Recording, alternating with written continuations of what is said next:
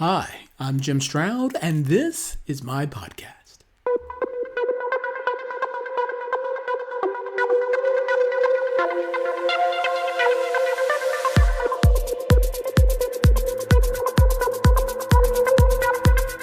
Today, I had the distinct pleasure of chatting with Julie Lammers, Senior VP at American Student Assistance.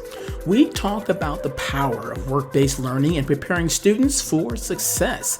I believe it is a topic that is near and dear to her heart, and when you listen to our discussion, I think you will agree with me. Stay tuned because that conversation will begin right after this.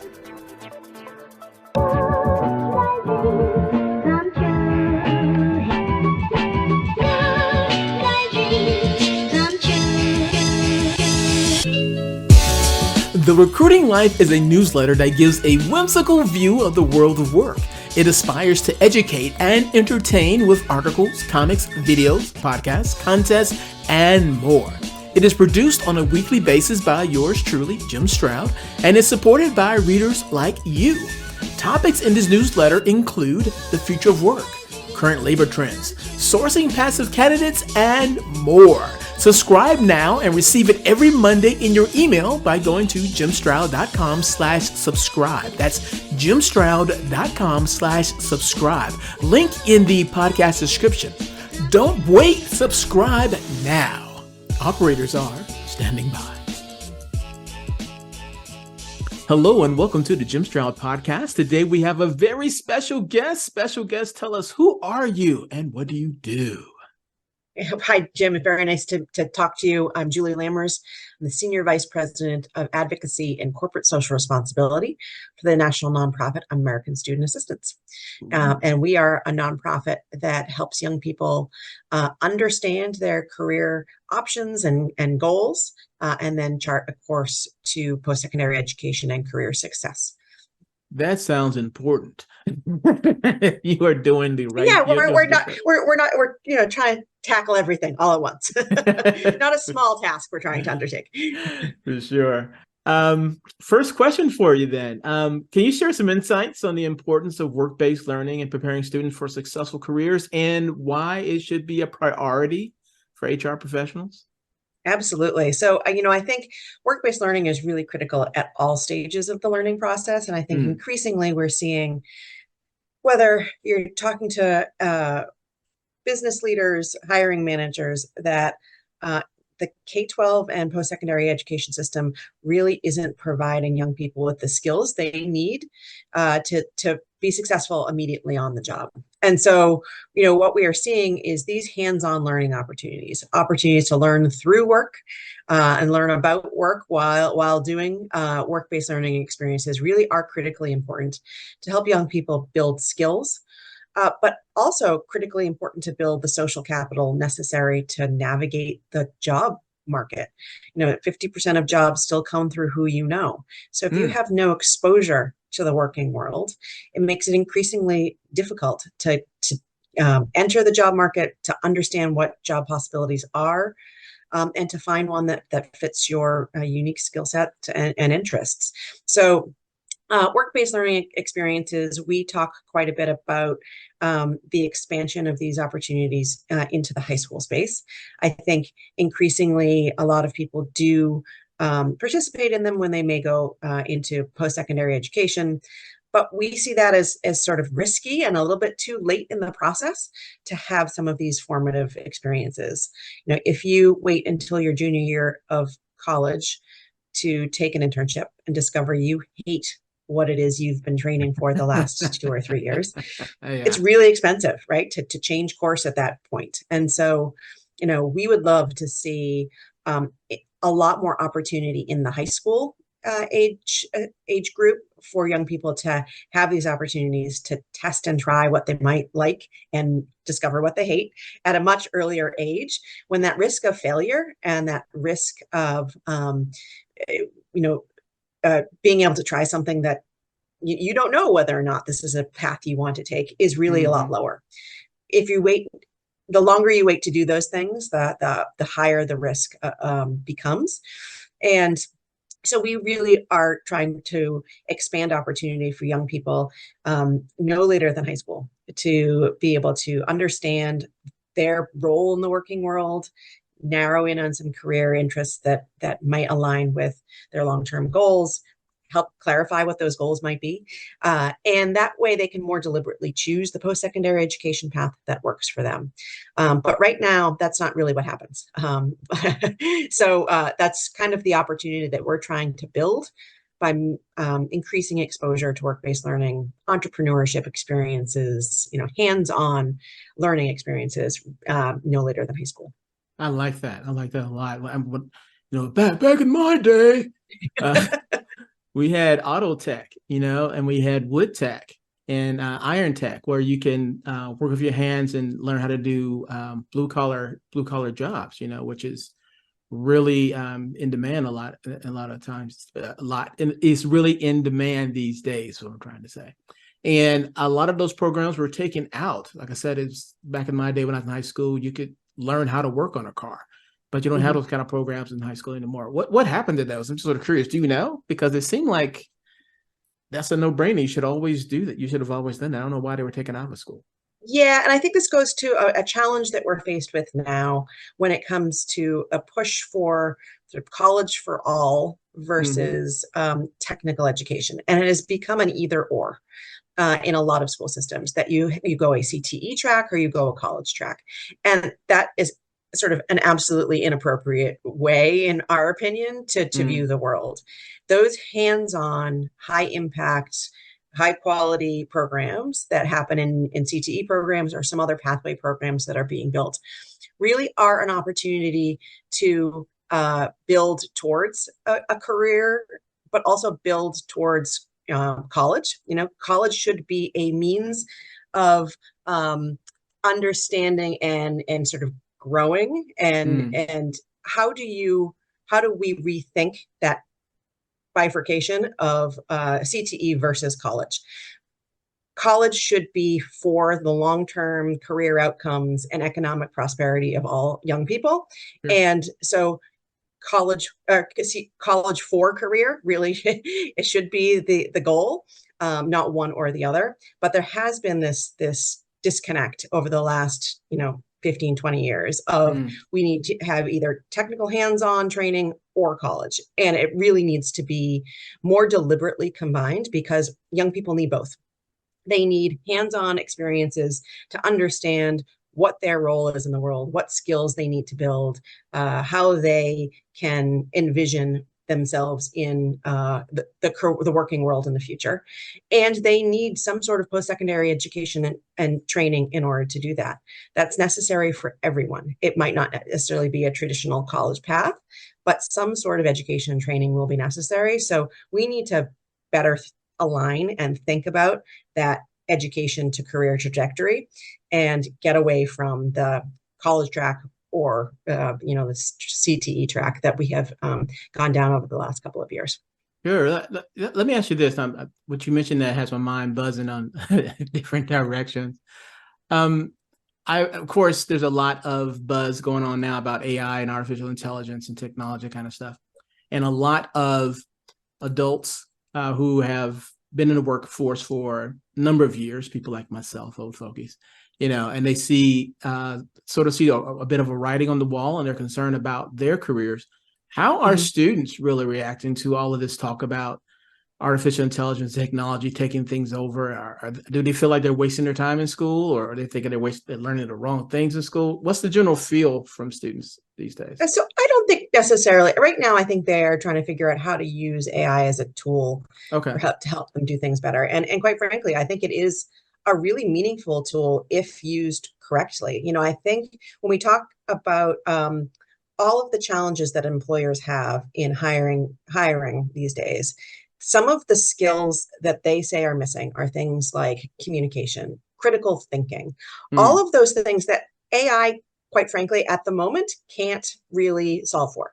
AI is generally a regurgitation of facts, which a lot of people would argue is what we are currently teaching young people to do in some of our traditional school settings. Right. And so then how do you use AI to, help someone, yes, write an essay, but then have them think critically about what's missing from that, or what AI hasn't been able to solve for.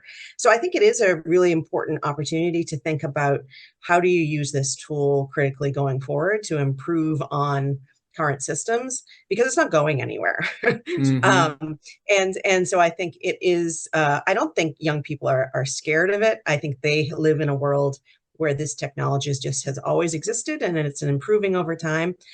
I think when you say, does it make them miss the relevance in what they're doing in school? I think that's been a challenge all along to begin with, right? Young people don't necessarily understand why it is they're learning math, because there has not been an intentional link between the education systems we have and the real world learning that can happen and needs to happen in order to make it relevant for young people.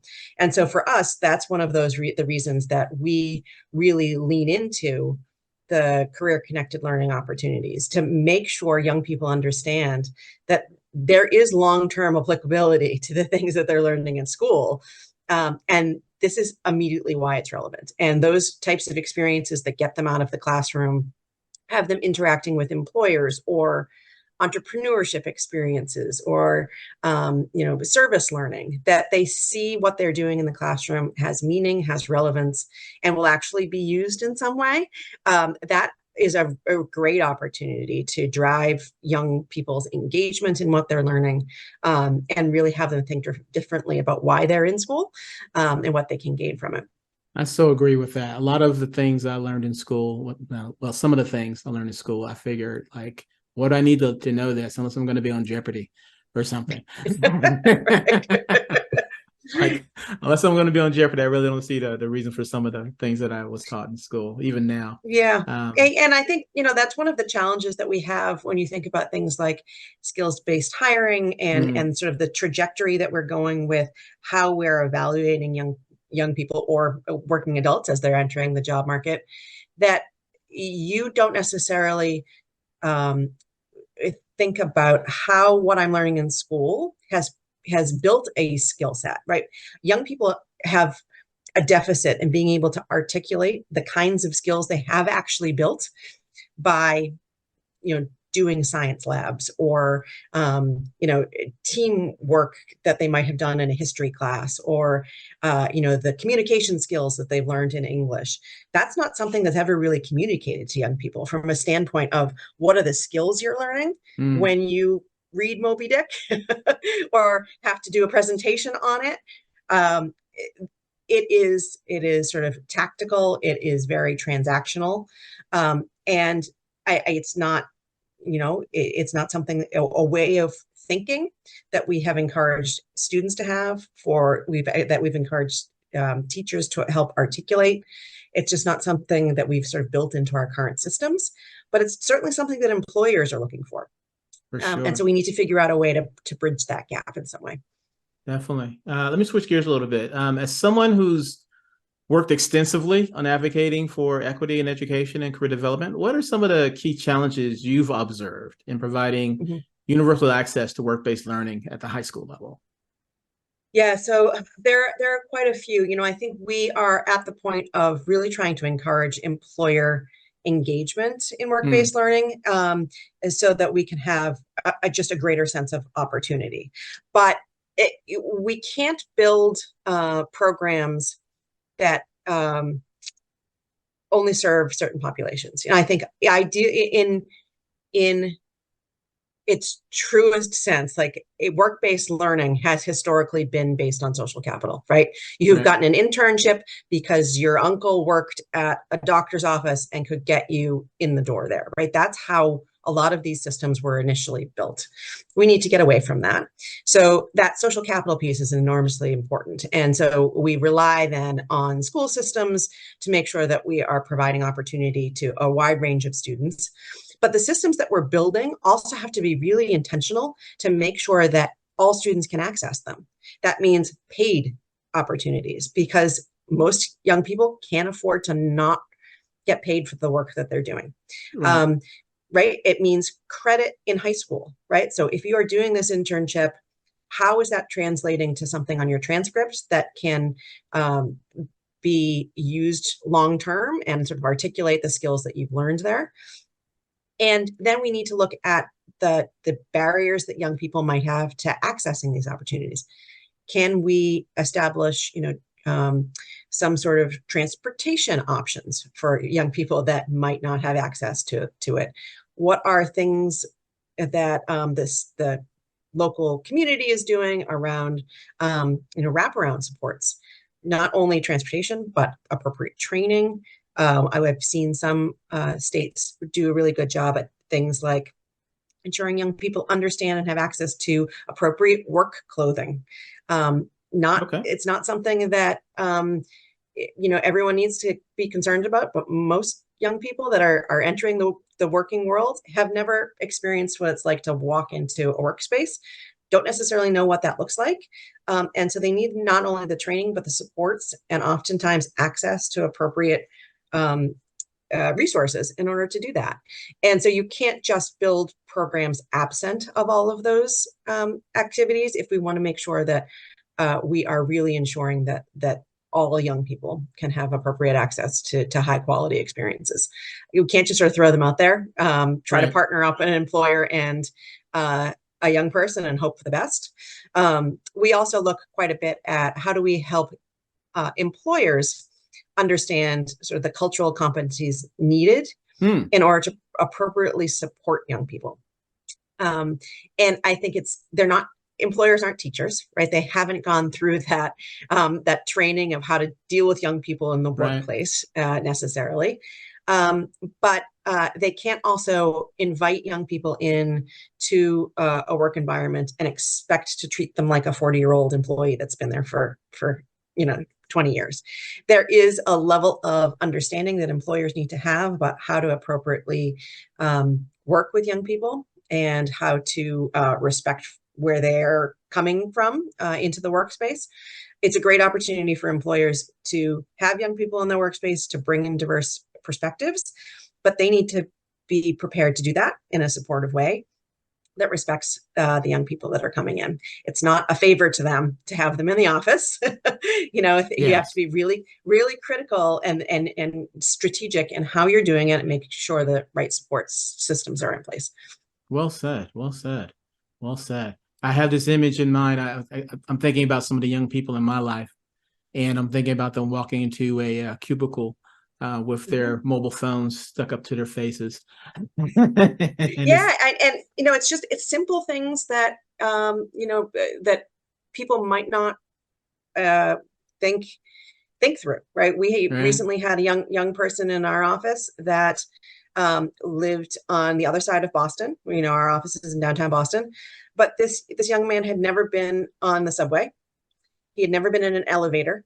And so those ideas of coming into a high-rise building in his own city were overwhelming to him. And so, we had to sort of think through, how do we manage that? How do we get him to a place where he is comfortable being in an office space? And ultimately, we were really successful in doing that. Now he wants, an internship long term.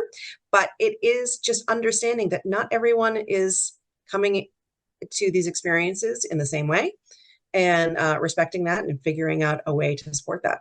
Wow. It's almost like you need to have a practice dry run, maybe on a Saturday. Yes. Well, I think it's just communication, right? It is trying to understand where these young people are coming from, how they can be of benefit to your organization, right? Because it needs to be a two-way street. There needs to be a benefit to the employer to have opportunities like this. But really understanding their strengths and what they can bring to it, but understanding that they have their own challenges, and how do you help them and support them through that? Very good. Very good. Now, I know your work includes collaborating with elected officials and promoting legislative priorities related to career-based learning. What advice do you have for HR professionals in terms of engaging with policymakers and advocating for initiatives that support workforce development and equitable opportunities? That's a mouthful. Yeah. So there are a lot of opportunities, and I think the employer role is really critical. I think a lot of times we have seen some of these workforce development issues, particularly for youth, Mm. as being the responsibility of a school system. But it needs to be a collaborative effort, right? We can't provide high quality career connected learning experiences without employers being actively engaged. And so I think one of the conversations that employers need to have with legislators is helping them understand all of the barriers that are in place to employer participation in these programs. So we have seen quite a bit of movement lately trying to incentivize employers to participate, whether through, grants from states that might cover startup costs, tax credits that might offset some of the training expenses of starting up these programs, but also states that are looking at how are things like liability for young people, what needs to be changed in the insurance space so Mm-hmm. that Mm-hmm. it's not a liability risk to bring someone that's 16 or 17 into your workspace. What role can the states, federal government play in helping with those transportation challenges that we have, or some of the infrastructure issues that might be occurring? There are lots of reasons, honestly, that it's easy for an employer to say no, that it's just too much for me to take on this type of youth engagement and training. And so it's critically important for employers to have conversations with legislators about how can some of those state-imposed systems be changed, alleviated in some way to encourage employer engagement. Okay. So I think that, that's really where we are at this point, and really critically important. Now, I know your organization has conducted research on work-based learning programs, policy analysis, and recommendations for improvement. Could you highlight some of the key findings and some of the best practices that HR professionals can use in their talent acquisition and development strategies? Yes, so I think, I've mentioned some of them, that some Mm. states have done a great job at helping alleviate some of the sort of administrative burdens of having high quality work-based learning experiences. I think where it begins really is an evaluation from the employer of what types of activities could we realistically have young people participate in, and that where they would be successful. Do we have internal management that could take on this task? And I think we see this is sometimes a really good opportunity for employers to be able to give a certain level of training to Mm. younger staffers, right? To people that might not have a lot of management experience. Is this an opportunity for them to begin that management training with an intern or a work-based learning experience of some kind, job shadow, something like that? So those are a couple of things. I think from a policy perspective, there are some states that have done a really good job at helping employers articulate what are high quality experiences. We don't want necessarily just experiences where someone goes in and gets coffee and files things all day, Right. but and we have a lot of metrics that we put on schools around what young people are learning. We don't have similar requirements around what an employer might be providing. And so I think there are some states that are pushing in that direction, trying to understand if a young person is going to get credit for this, what are they actually doing on the job, and what are we holding employers responsible for providing? So I think there is more movement in that way. And I think there are quite a few states that are also looking at this as an important opportunity to drive equity around work-based learning. How are we very deliberate in the programs that we're providing opportunity for?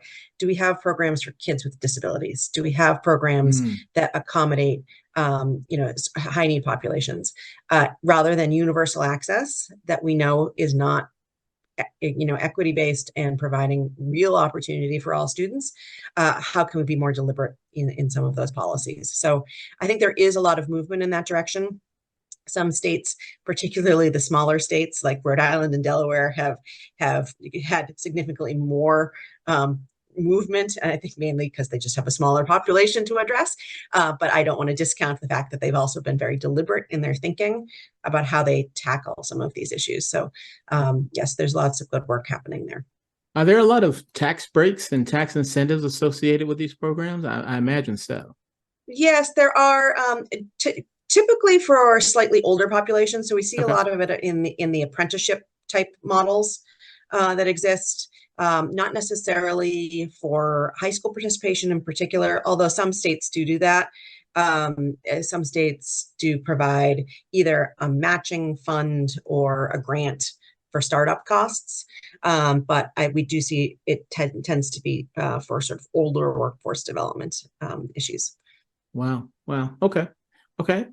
You've been very generous with your time. I got one more question I got to squeeze out here if I can beat the clock. Sure.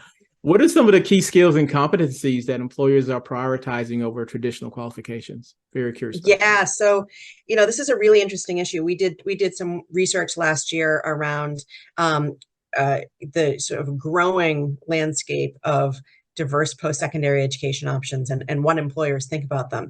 And we found that about 72% of employers said they did not think traditional degrees were a good signal of assessing the quality of a candidate. Wow. Right? That makes a lot of institutions nervous. Yeah. But the reality is, because there are very few other ways of assessing, they still default to degrees. But what we are seeing is this growing interest in skills-based hiring. We've done quite a bit of work with the organization America Succeeds, which has come up with this rubric around durable skills. And these are the types of skills like communication, like critical thinking, but even, deeper are things like empathy and resilience and creativity and persistence, these types of innate skills that do need to be built over time. And they did research that found 7 out of 10 jobs request at least one of these durable skills. And so those are the types of things that we need to do better at helping young people build at an earlier age, because that's what employers are looking for. And then we also need to do a much better job at helping young people articulate that they have those types of skills. Sure. So as we're moving towards a time when employers are trying to think differently about how they hire, we need to equip young people with the ability to say, these are the skills I have. These are the skills I know you need. And this is how I've built them up over time through hands-on learning, work-based experiences that really makes me ready to be hired immediately and contribute to the job. So that's, I think, the direction we're moving in. But those durable skills are critically important. Some of the more technical skills can fairly easily be taught on the job. But it is those durable skills that employers are saying, I just can't teach empathy, to someone. Right. I can't teach time management to someone that has never thought about that before. Those things are hard for employers to say, this is something I can do without. And so those are the types of the skills we really need to ensure we're building for our youth. Yeah, that skill-based hiring, that resonates with me because I've been seeing new tools hit the market that address that. One of them being Tatio, and I'll include a link in it in the podcast description for those listening. But Tatio is a good skills assessment kind of tool that employers are using these days. Very cool. Wow. I think I could go on forever, but I know that time is limited. If someone wanted to get in contact with you for more information, how can they do that? So our website is www.asa.org, and all of my contact information is there. Again, my name is Julie Lammers. Feel free to reach out if we can be helpful. Again, thank you so much for your time. I appreciate you being on the Jim Stroud podcast. Thanks, Jim.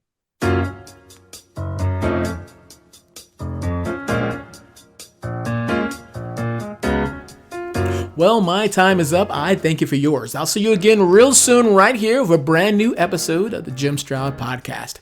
If you have any questions, comments, or concerns, feel free to reach out to me. I can be reached by email at jimstroud@jimstroud.com. And one last favor, if I may ask, please rate this podcast.